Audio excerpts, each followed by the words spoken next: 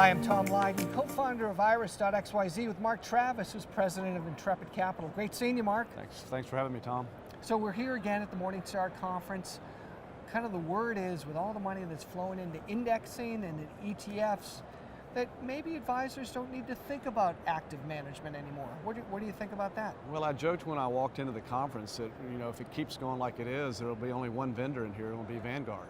Right. But with that said, I think that it's a cyclical business. We tend to forget that. I do think there's a cycle in the kind of active versus passive strategy. I think where we at Intrepid Capital has tried to focus since our inception is where the market's less efficient.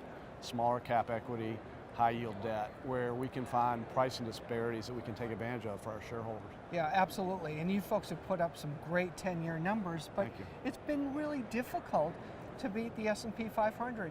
But we know, and one thing you and I have on our side is time, because we've been at this for a certain time. There are times when indexing works really, really well. There are other times when it doesn't.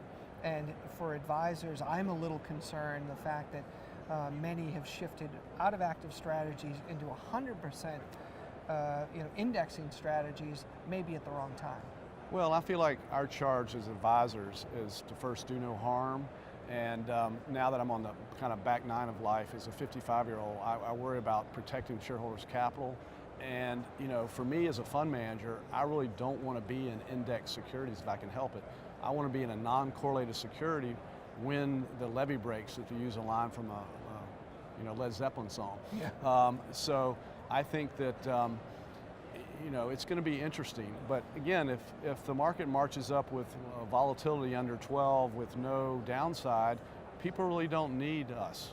Yeah. It's only when the volatility spikes and spreads widen and fear is rampant, and as I like to joke, investors are hiding under their sheets with a flashlight, that's when we're going to prove our worth. Yeah, and with all new money that's coming into the market, I think advisors themselves feel a little bit concerned about, piling more on top.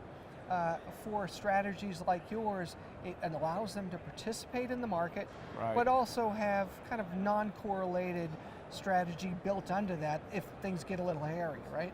Right. Well, again, I would like to kind of disabuse individuals and advisors of this kind of constant outperformance ability of anyone. Yeah. I think as a fund manager, you have to make a choice. You're either going to beat it on the way up and suffer on the way down, or you're going to lag on the way up and perform better.